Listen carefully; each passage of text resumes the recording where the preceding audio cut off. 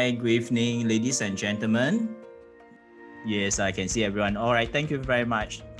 Thank you for your response. Let me introduce myself. My name is Alvin, and I'm your host for today's webinar session, where you will learn more about the NUS Master of Science in Venture Creation. Now, first of all, on behalf of the NUS team, I would like to thank you for taking time out of your schedules to join us virtually tonight. So before we begin, please allow me to do an introduction of our speaker, Miss Claire Chong. She's the program head from the NUS Overseas Colleges and NUS Enterprise. She will be sharing more about the NUS Master of Science in Venture Creation later on. And then with us here today, we also have our admission teams who will be answering your questions on the admissions matters during the Q&A sessions. So tonight's webinar session will be divided into two parts. And then the first part will be the sharing of the program. And then we will have Q&A sessions after the sharing. So without further ado, over to Claire. Claire, please. Okay, good evening, everyone. My name is Claire, and I'm from NUS Enterprise. I work with our professors in developing and managing various entrepreneurship programs, and I head several of the inbound programs at NUS Enterprise as well. One of our flagship programs, which from NUS Enterprise, is actually the Master of Science in Venture Creation, which all of you are here to find out more. So before I go into the curriculum of the program, I would like to give a quick overview of the innovation and entrepreneurship landscape at the National University of Singapore. I'm not sure how many of you are familiar with NUS or how familiar you are with NUS Enterprise. Let me go into more details in the upcoming slides. So just by the way, this photo features one of our startup called Yona, which builds cargo drone delivery system, and they send medical supplies to the rural areas in Southeast Asia. We hope that over time, all of you can get to know more about the startups in our ecosystem as well. So NUS has a vibrant innovation and entrepreneurship community comprising numerous student groups. We have many research and innovation centers, and also incubation facilities, amongst many others. So at the heart of this community is NUS Enterprise, which is the entrepreneurial arm of the National University of Singapore. And we have the NUS Industry Liaison Office, which helps to translate NUS research and technology to economic and societal impact. So in line with our academic mission as a university, one of NUS Enterprise key focus area is really to develop entrepreneurial talent. So we have an hypothesis that entrepreneurship cannot be taught. So we spoke to many professors from business schools around the world, and I'm sure many of them will tell you the same thing, that entrepreneurship cannot be taught. So the bigger questions that we ask is, are entrepreneurs born? So this becomes a question of nature versus nurture, right? And we do see that entrepreneurs are born, especially if their parents are entrepreneurs. So the kids will have higher possibilities of being entrepreneurs themselves, especially when they get exposed to talking with their parents, their family about running a business. So we feel that there could be some kind of genetics that's involved. Hence, entrepreneurs could be born. However, we also wonder, can entrepreneurs be nurtured? So over the years, we have seen the evolution of internet boom. Not sure how many of you were born in this period yet. So during that time, we have seen many companies that came up. For example, we saw Netscape coming up from UIUC. Netscape is the browser at the onset of the early internet days. We saw Yahoo coming out from Stanford University. We saw Google coming out from Stanford. We saw UMware coming from UC Berkeley. We also saw Akamai coming from MIT. So there are many companies that pops out, and they come from different universities around the world. So the big question we have is, can entrepreneurs be nurtured? So we know that entrepreneurship cannot be taught. But why are there many of these internet companies coming out from top universities? We always wonder, is there something else that they are doing? So our observation is that Stanford University is located in Silicon Valley. and they enjoy the ecosystem that is already there. And MIT is at the heart of the vibrant startup ecosystem in Boston. And so our assumption is it could be more than just a typical classroom learning, but instead, could it be that students are exposed more to the ecosystems in those cities? So in 1999, NUS started an experiment where the late Professor Jacob Pang proposed the NUS Overseas Colleges program. The idea was to send our undergraduate students from the second year and the third year overseas. Not to study, but we want them to work in a startup in that country, to learn about the culture, the challenges of being a startup. And we also want them to be connected to the ecosystem, get to know more founders, get to know more VCs, and also other ecosystem builders. So the focus of this experiment then was on experiential learning, to allow our students to experience how it is like to be a startup, as compared to doing it in a typical classroom settings like any other courses.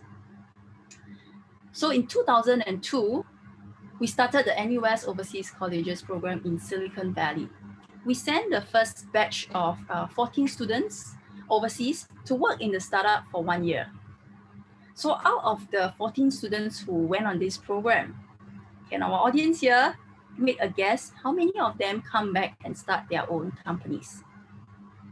Feel free to just key into the chat box if you want to get some numbers. So out of this first batch of 14 students who went to Silicon Valley, in fact, 9 of them came back and they start their own company after the program. So Silicon Valley was our very first NOC location. Subsequently, NOC expanded to new locations in the next 3 years, to Philadelphia, to Shanghai, to Stockholm.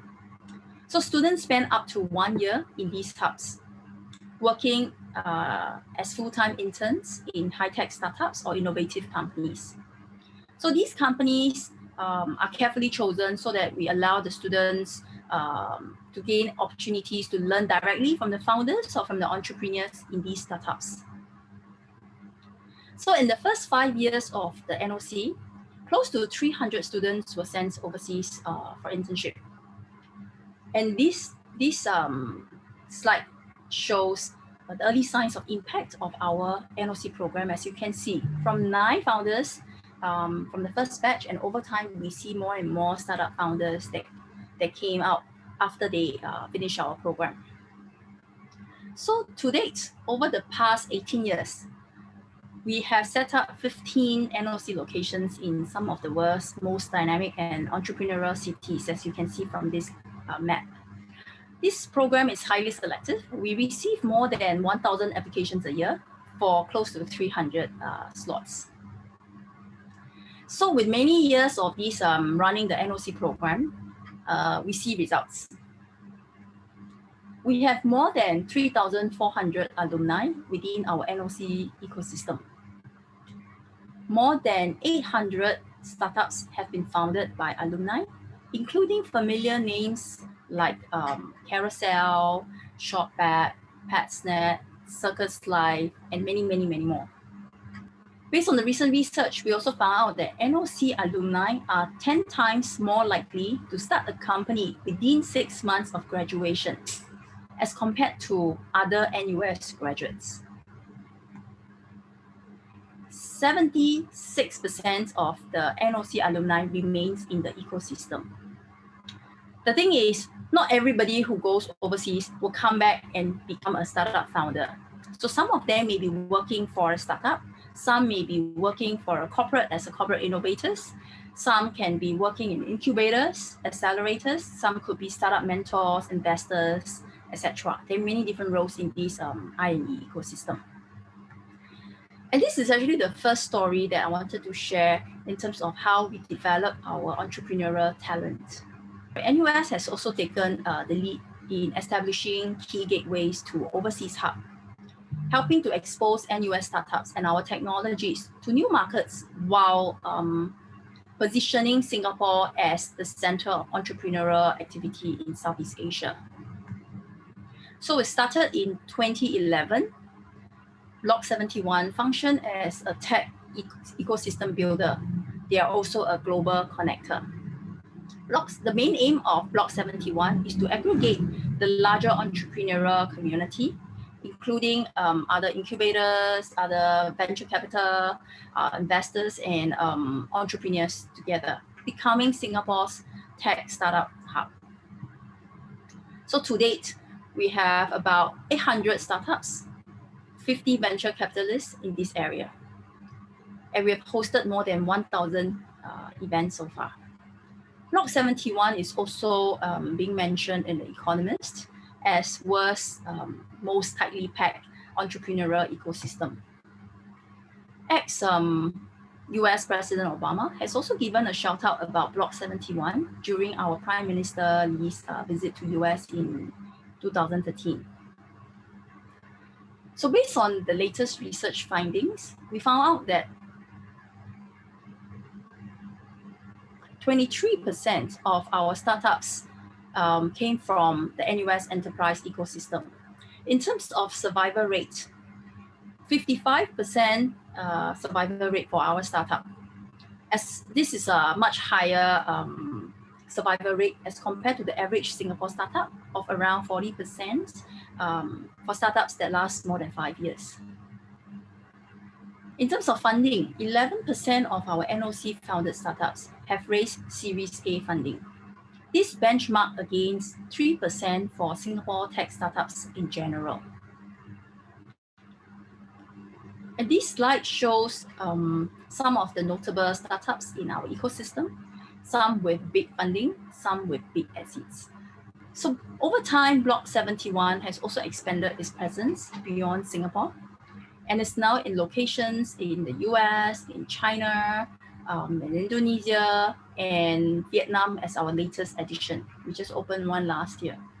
The program at Block 71 offers both market access and immersion opportunities. And they also have providing mentoring support to the startups, as well as access to NUS technologies and also our talents. So in total, our ecosystem encompasses access to more than 15 I&E hubs globally.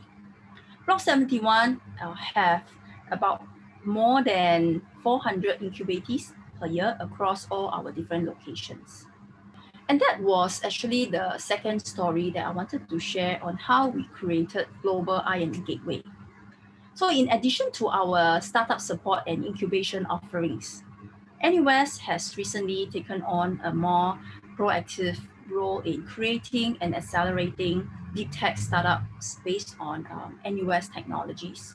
For example, the Graduate Research Innovation Program, we call it GRIPT, is an innovative new program designed to increase the commercialization of NUS technologies as we train graduate students and researchers in entrepreneurship through a focus on deep tech venture creation.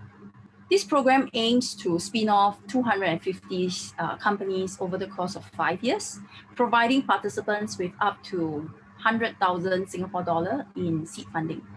So over the past year or so, more than 80 teams have participated and benefited from the program, with several startups securing funding and purchase orders. And this slide shows some of the examples of startups that came out from various programs in NUS. So far, you have heard about some of the different flagship programs and also our experience in the innovation and entrepreneurship scene. So we sum up the 18 years of our experience. We know what works and we know what doesn't work. And henceforth, we created a new program called the Master of Science in Venture Creation. This is an immersive program that focuses on experiential learning together with the academic rigor of the National University of Singapore. Our idea, our assumption is if one has not had the experience, they will not understand what the challenges are and what makes a student lose the confidence to want to start up. And in fact, many of our students, especially those who went on internship, they came back and they feedback to us that the biggest takeaway is building up their confidence to start up. Hence, having that kind of experience is critical in starting up. Of course, everyone will have to will think through. So why choose NUS for this program? 4 points. First, our program focused on experiential learning. We send our students out for internship at the very first semester to let them experience for themselves how a startup operates. Second, we teach them about ideation, we teach them about the different frameworks and how to translate ideas and turn it into real business solutions. We hope many of the students from this program will eventually start their own business, and the good ones will also be pitching to our investors and get additional funding from the university. And thirdly, if students do not have their own IPs and technologies, that's fine.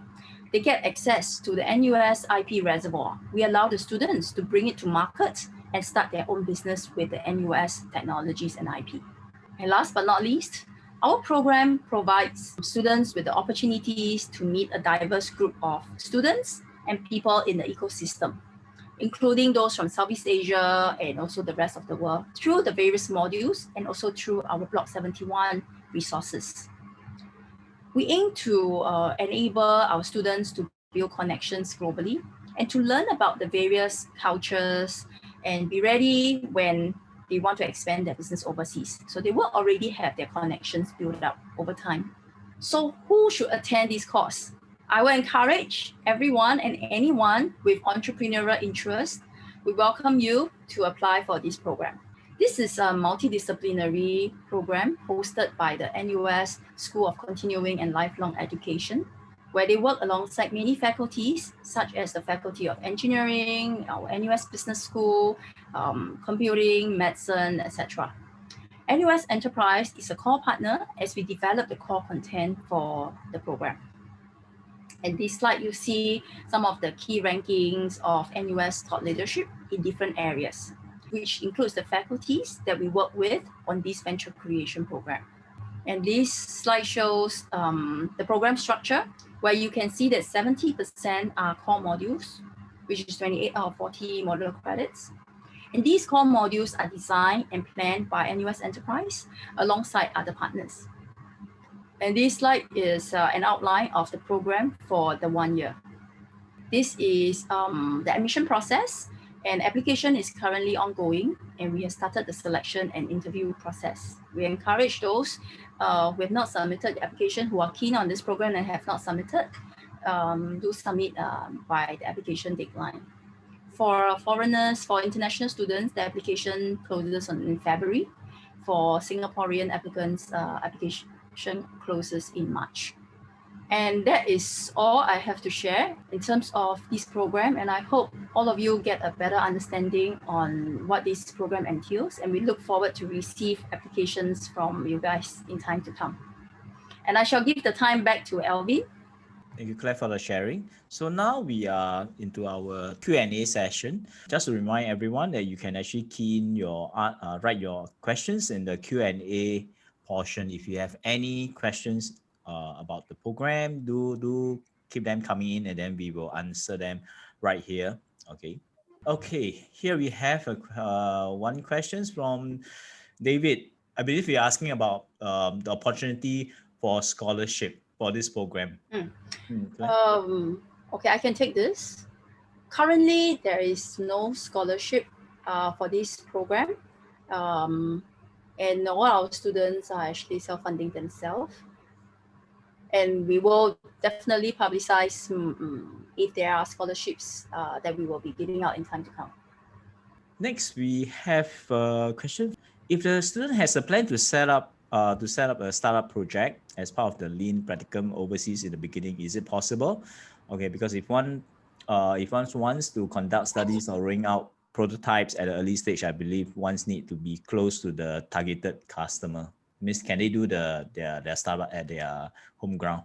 I guess what you will be learning at NUS is you will learn the different methodology, the different frameworks.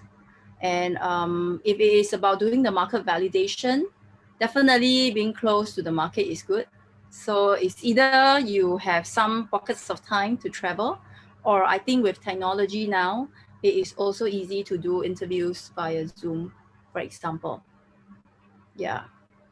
So to answer that question is ideally, yes, but I think depending on where you are located and at what stage you are, and would you have sufficient time to do your validation. Yeah, and there are many ways to do validation. Okay, there's a questions on GMAT and GRE. Is there a requirements for GMAT or GRE for this program? No. No. So, okay. Okay, someone asked about the annual acceptance rate. This year, I think January, we just started class yesterday, was our very first inaugural batch. And for the first batch, we took in more than 60 students. Subsequently, I envisage it should probably be around there, or it will be more. Someone is asking when can one apply for the 2022 intake? Maybe I can answer that. We will probably be able to apply end of this year, 2021. Yes, by the timeline, similar to now, we are doing the intake for July 2021. And the application starts from November to February. For the July 2022 batch, it should be from November this year to February next year. Okay, thank you, Claire. Okay, someone is asking about part-time or evening classes. Is there a part-time option for this program? For this program, is a full-time 1-year program. The rationale is because there is a compulsory internship component, and doing the internship cannot be part-time. That's why we don't offer part-time course for this. It's a 1-year full-time. Okay, someone, Hayden asked about the tuition fee for this program. The current tuition fee is 46,500 Singapore dollars before GST, before government tax. Okay, someone asked about the deadline. Maybe I'll just take that. The deadline for international students, just now Claire has mentioned, for international students, you should apply by 28th of February. And then for local students, Singaporeans, if you're interested in program, do apply by March, end of March. That will be the deadline. Okay, next we have questions on, they're asking about how many rounds of interviews are there. So Karen asked about that. So when will be the first batch of offer be sent? I believe the selection and interview process is ongoing now. And once the decision is made, the students will be notified on the offer in the next few months. Yeah. I think maybe we can take this question. Offers for admission is on a rolling basis. So it is not a particular, it won't come at a particular juncture. So if you submit your application now, we will process it now. And yeah, you may get an offer earlier than later. Okay, thank you, Chin Chin. Chin Chin is from our admissions team. Okay, I think there's two questions that's asking about the CGPA. So does CGPA plays a major role in the applications, and what is the requirements for the applicant CGPA? I mean, by and large, our admission criteria is already published on the website. So if you are referring to the GPA scores from your university, of course, we will look at your academic transcript in a holistic manner.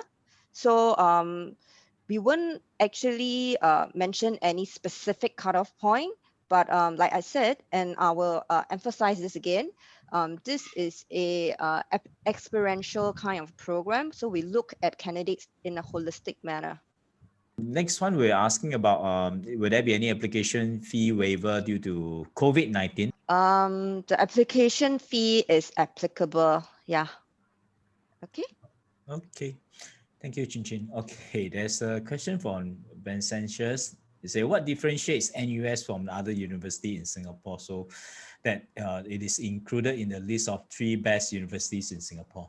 I suppose all universities are ranked. I can try to attempt to answer these questions, and there are various ranking that various entities that ranks university worldwide. So I suppose this inquirer is asking about results from all these ranking exercises. So NUS is really pleased to be one of the top university in Singapore. Yeah, maybe just to add on to what Ching Ching say, I think it depends on the organization that is doing the ranking, and there are different, the methodology may vary, and in terms of the requirements, they will publish on their website as well. Yes, the criteria are different. So yeah, I think NUS by and large, do rank pretty highly. Yeah, maybe what I can elaborate more is maybe what differentiate NUS Master of Science in Venture Creation versus the other courses out there. I guess, as mentioned earlier, we focus a lot on experiential learning as compared to a typical university where they do mostly the classroom style of learning. Okay. Next, there's a question from Raju. He's asking, is the program available for engineering graduate with no entrepreneurial record? That means no experience on entrepreneur. I think the idea is not whether you have started a company, you were an entrepreneur or not. I think the fundamental is, are you entrepreneurial? Do you want to start something? And like all students, all of you, many of them may come in with no idea of what they want to do, but they know that they want to start something. And that's where they learn about the methodology through our program, and with the experience that they go through the process. And that's how they decide and they understand how to formulate an idea and how to turn it into something that is commercializable. There's 3 questions from Devesh. Okay, he's asking, is there any work experience required for this program? Any recommendation letters required for applying to this program?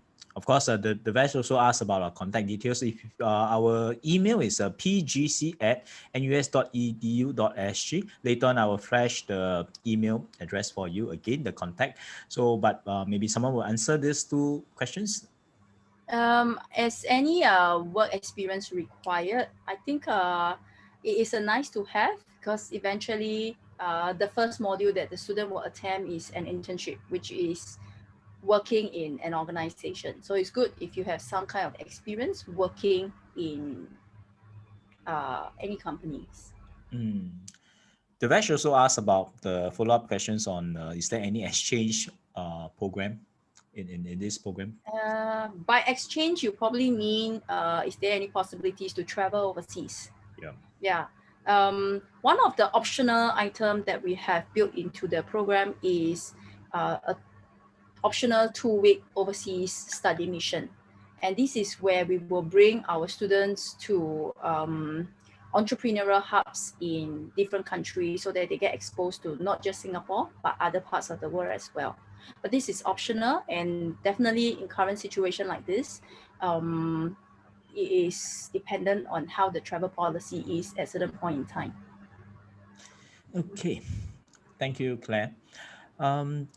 Okay, there is questions on the anonymous attendees. Could you please share the observation of past student cohort? How diverse are they in terms of their specialization, nationality, age, or any other demographics? Probably based on the current batch. Okay, so this year, this month is only our first batch. So we don't have any benchmark to share, but I can share the profile of the first batch of our student. I would say about 50% have some kind of work experience before, so they are mid-career, and 50% are recent graduates. And all of them have something in common, is they want to learn more about entrepreneurship, and they want to start something at the end of the program. Yeah. Okay. Elmo is interested in on the block 71. He would like to understand how the students in the past utilize the resources in NUS to build their startups, and also can you elaborate more on the Lean Practicum program? Yeah. Block 71 is our incubation facility. That is where, for startups that came from our program or they are incubated by us, we welcome them to take a space in either of our incubation facilities. We have not just Block 71, we have the hangar in campus. We have NUS Enterprise at Singapore Science Park as well. That is in Singapore, and overseas, we have Block 71 in different locations. So startups who are incubated by NUS Enterprise, they get access to these different resources, and we will guide them, providing mentoring and other kind of support to guide these startups during their stints with us. there's also another question that asked about what is the Lean Practicum Yes. program, right? The startup Lean. Yeah, so that one is the acceleration program, where the first semester they go through the internship process, understand how, gain some experience on how it is like to work in a real startup. And then at the second semester, that's where they turn their idea, how to formulate idea and turn it into something that is commercializable. So they have to do a lot of project work, and at the end of that semester, they will pitch to real investors to actually see how their solution work out, and could it be something that is investable, and could they bring it to market. For those who do not have their technology or their IP, we welcome them to take a look at the NUS IP reservoir as well, to see what is something that is of interest to them, and they can bring it to market as well. All right. Okay. The Vest also asked that is it necessary to start a business after completing this program, or can he also look for job opportunities in Singapore? Ideally, we also hope more of our students will start a business. But like I mentioned earlier in one of the slides, not everyone will be a startup founder. Many of them could actually be still part of the I&E ecosystem, where they could be working for a startup. They could be working as an entrepreneur within a large corporation. We call it the corporate innovators. They could also be working in other incubators, accelerators as well. Yeah, I think it all depends on what is their interest and what eventually they want to do post the program. But what they will be learning throughout the 1 year is really about how it is like to run a startup, and what do they need to do to turn it into something that they can bring to market. All right. All right. Yeah. Thanks, Claire. The Vest is asking when does the program starts and when is the application deadline? I think I mentioned earlier that the application deadline will be for foreigners will be on the 28th of February this year, and the program will start in July. The program will start this year, July 2021. We also asked that previously it's been rejected for one master's program in 2019. So does it mean that if I apply this course, I might be rejected based on that? Okay, this one I can take up the questions. I think we don't really look at a student's historical records, particularly if the record is not residing with this particular program. So if you have been if you have rejected, or you've been rejected for past programs, yeah, do feel free to submit a new application. We'll consider you afresh. So the Vash, if you are interested, do put up your application. Okay, someone is asking, will the program be helpful to run my own family business? I think it's dependent on what the nature of the business is.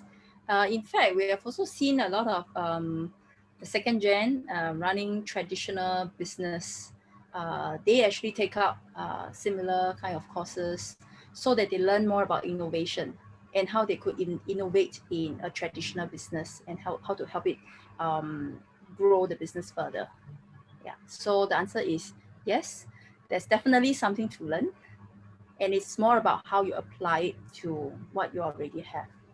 Okay, I do not have any coding skills, but the business requires such skills. So how can NUS help? I believe he's saying that if, let's say, the startup requires some skills on coding, can NUS help on that? So I can take up this question. So okay, so the situation is this: as part of the degree requirements, there are certain number of electives that you can take, and where the electives are concerned,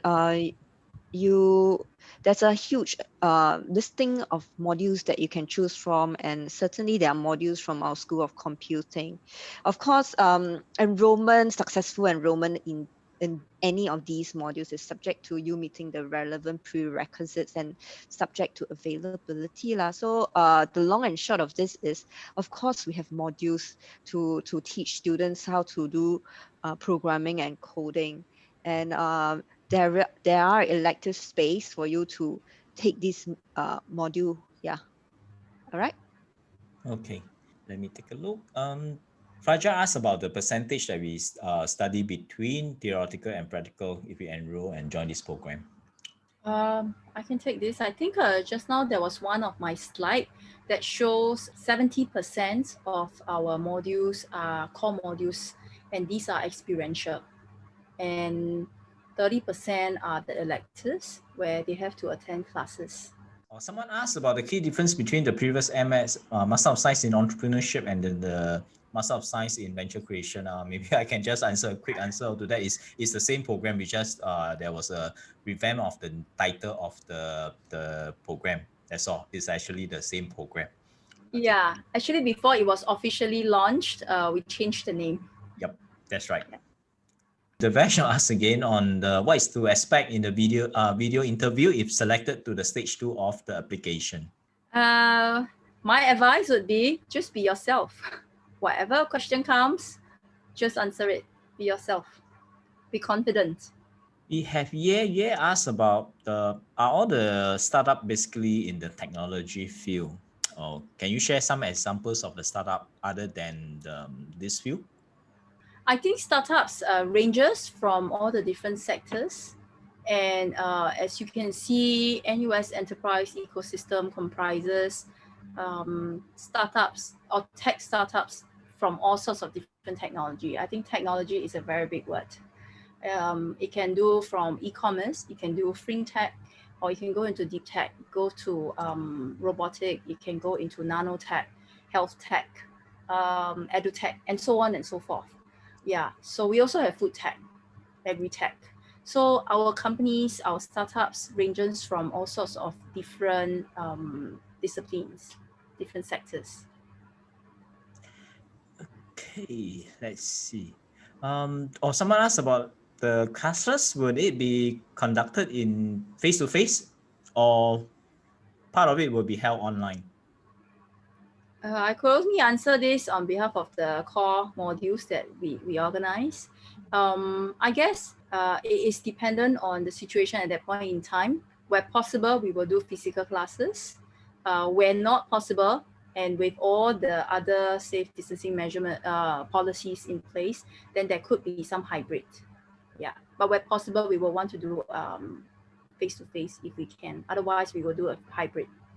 Okay, someone asked about whether does this program also facilitates the finding of the right partners or co-founder for business idea?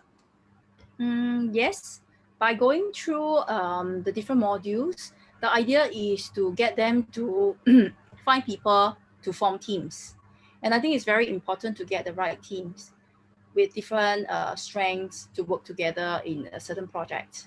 So this is also a platform for everyone to find their co-founders and their team through the process that they learn. Okay, someone asked about after completing this course, how many years of PSW can I expect to get in Singapore to enhance my work experience? I'm not sure what is this PSW. I think they're asking about post-study work visa. Students, international students who are enrolled into our full-time programs will study on student visa. And once your candidature ends and you complete your degree requirements and is conferred the degree, your student visa ends. So if you want to subsequently work in Singapore, then of course you will need to apply for the relevant visa, whether be it a work permit or some kind of a work pass. You have to do so by yourself. Yeah, and that is done through our immigration and checkpoint authorities. Yeah, but I believe for those who are starting their own company in Singapore, they could actually apply for some startup related work pass. But that will not be under the student pass. Yes, that is not student pass. So if they start a company, then they can actually go through the process to get that startup related pass. Yeah. All right. Someone is looking for they are looking for the profiles of the faculty who will be teaching the core modules. Is there any profile of the faculties? The profile of the faculty who will be teaching, I think currently we work with different partners for different core modules. And I believe the content is more important than who are the specific people at this point in time. So for those modules that is not yet It's still in the planning stage, so we are still getting the different partners on board. Yeah. So we have, so in certain components, we do have different academic staff. We do have different industry experts to actually be there to help support the core modules. If my application get accepted this year, but I'm not able to quit my job to do a full-time master's, can I retain the acceptance and plan to join the next year instead? Okay, so this question I can answer as well. This particular individual is asking about deferment. So by and large, when we do offer admissions to applicants, it is for that specific academic year. Yeah. Okay. So in short, no deferments is allowed? By and large, no, but of course, if there is a strong argument for it, then it is for subject to approval. But by and large, like I mentioned, offer of admission is specific to that particular academic year. Okay, thank you, Jinshin. Okay, there's a questions on how many intakes do we have in a year for this program. So at the moment, we have one intake a year, which is in July. What you see in January is actually the intake for last year, because due to the COVID-19 situation, we actually push it later to start in January. But by and large, it should be once a year at the moment. Every July will be the official intake of this program. Okay, while you guys are typing out the question, maybe I would like to share our contact. For those who are interested, there are certain questions that we are unable to answer because for this evening session, we are only answering questions that's pertaining to this venture creation. So I believe some of y'all have other questions on some other programs. I've seen some on nursing and some on business or MBA or what. You do send us an email at pgc@nus.edu.sg, and then my colleagues will actually answer them. Okay, let me just share the screen. So is there any other final questions on this program? So, okay, a few more came in. Okay, will this master's be conferred a distinction, merit, and since most of it is based on practical internship, how will that be graded? For master's program, there is no distinction, unlike undergraduate programs where there could be, honors with highest distinction. No, master's degree is just a conferment at a for this particular program. It is at Master of Science level. Okay, Jinshin, just now the questions was asking about whether how this program will be graded, since it's based on practical and internship. How would that be graded? All of our modules are graded. Yeah, whether they are internship or experiential in nature, there will be some form of assessment. And because of that, some form of assessment, students will be given a grade. And based on the grade, each grade will have a grade point. And from the grade point, we derive the cumulative average point, CAP. Okay. Okay, I think we are coming to the end of the session. I believe there's no more questions anymore. So we shall end the sessions for this evening. Thank you, Claire, for the sharing. At the same time, thank you, Jinshin, for the questions, the answering of the questions on the admissions part. And I'd like to re-emphasize again, our application for this program for foreigners is going to be on the 28th of February, the closing date on the 28th of February. For local students, you can apply slightly later, 1 month later, by the end of March 2021. So if you're interested, do apply before the application date. Don't wait until, and I would like to emphasize, do not wait until on the last day of closing to apply, because all this application is through system, and then there are good chance that you might get stuck, jam, hang or what, and then that will be you may not be able to get your application through. So do apply early if you are really interested in the program. And then you have any more questions, you can email us at pgc@nus.edu.sg. All right, and okay, thank you. Thank you everyone for your time for attending this session. We do hope that we will see you in the next coming intake. And anything from Claire? Thank you, everyone, and we look forward to receive applications from our friends from around the world by February. Thank you, everyone.